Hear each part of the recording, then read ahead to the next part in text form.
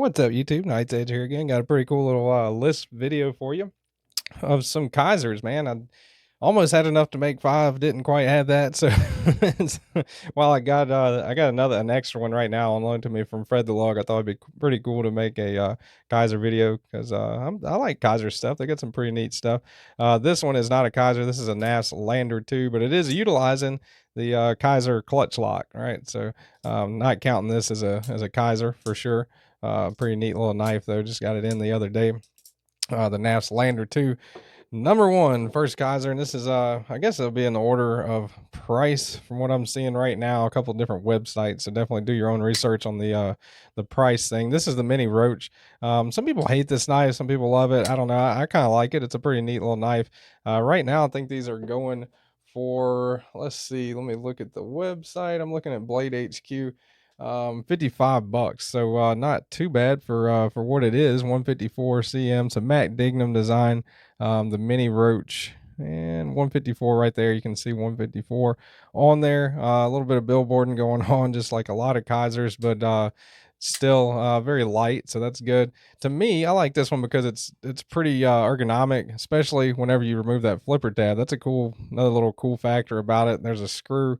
That flipper tab can be easily removed with a T6, I believe it was. But if you don't want to remove the flipper tab, flipper usually sticks out right about there. And I, of course, did. I'm not really the biggest fan of flipper tabs. Pretty ergonomic, choked up. You can get a really, really good grip on it. Choked up, feels pretty comfortable in hand to me. Again, anyway, 154 cm is a pretty good blade steel, and I love the reverse flick on this one. I think that works pretty good. No issues there whatsoever. The action on it, kind of a shake shut action, single-sided captive pivot. It does have a pivot collar. It's G10.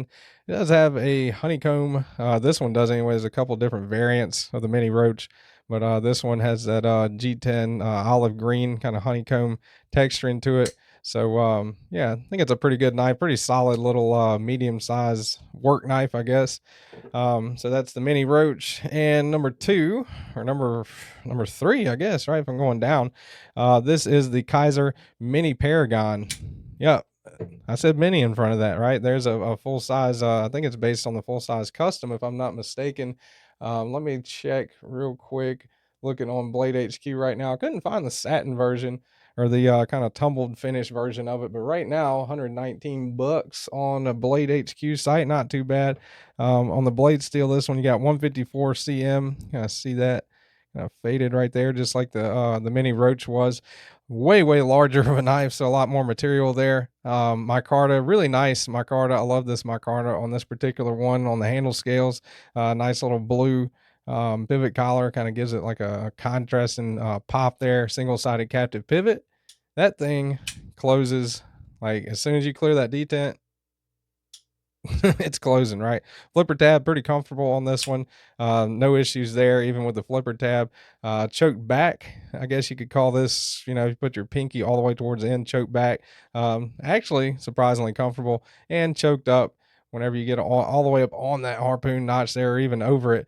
That feels pretty locked in, pretty solid. Little bit of jimping right there if you know, kind of cutting like that with your thumb extended over it.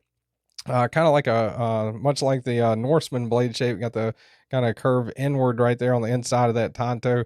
I guess you could call that a recurve drop point tanto. I don't know, but it is a tanto because it's got that secondary edge coming straight up off of that. Pretty unique blade shape, very unique looking knife, and I like the pocket clip on this one as well. Pretty cool pocket clip on. I think it's right-handed. Tip up mounted only, which is kind of a bummer, but still all in all a good pocket clip. The only thing with this one you got to be particularly careful of is other than the, you know, obvious, you know, the big blade coming down on your finger, your thumb, would be the double clutch, right? So right there you're clearing the detent, but right there is where you can move your thumb out of the way. So not too much room, but still not what I would call a double clutch. Just got to kind of watch it a little bit. Flipper tab, again, works awesome. Middle finger reverse flick on this one works really good. Big old fat unique shaped blade, and 154 cm on the blade steel. Again, I'm double checking that to make sure it's not CPM 154, but yeah, pretty cool knife. That is the Kizer Mini Paragon. All right, let's see here. Number 2, second to last anyway. This is a Kizer, and this one is on loan to me from Fred the Lug. This is the Kizer Hawk. Pretty neat knife, man. I still haven't reviewed this one yet. I'm getting around to it. It is a, right there you can see Hawk on the front, and the designer's mark right there, S45EN, which is pretty cool. Never, haven't seen that yet on a Kizer. This is the first seeing that. Nice kind of a copper looking pivot collar there. Some speed holes there, which I would be doing just fine if they didn't have them, but they don't really do anything, you know, other than aesthetically. They're not pleasing to me anyway, but some people don't like them. I'm one of those people, but this does not bother me. The speed holes don't bother me enough to detract from, you know, my appreciation for this one. It's a pretty cool knife. Got a lanyard hole space or put in exactly the right place, way at the end to me. Got a pretty unique shape opening method right there. Do the reverse flick on it, fairly easy. No issues at all doing that reverse flick. Once you clear that detent, once the detent on it clears right there. But once you clear that detent, it is slowly gliding shut, and hopefully your thumb is not in the way whenever you do that, because that's definitely a big old blade, right? Big old chunk of S45EN jimping up top. Nice acoustics on it, I find pretty neat. I don't know if that's coming through on the microphone, almost like a especially when you middle finger reverse flick it out. Kind of a metallic kind of sound. So thought that was pretty neat knife all the way around. Nice milling on the handle scales, really cool milled titanium pocket clip. And yeah, so that is the second to last one, number 2 on the list. That is the Kizer Hawk. All right, and numero uno, number 1, last one on the list. I've had this one for quite a while. This is a pretty oddball design, right? So this is designed by a guy who is no longer with us, Elijah Isham. This one is the Kizer Megatherium. And if you know anything about Elijah Isham, he definitely had some crazy design language. A lot of his stuff you could say looked the same, but was nowhere near the same, right? So if you're looking at an Isham design, it's kind of crazy. But very, very functional, actually. And that's his maker's mark right there, the Megatherium. Very comfortable ergonomically. You can choke up on this one. Have a little spot right there to choke up. A little bit of a harpoon notch right there while you're choked up.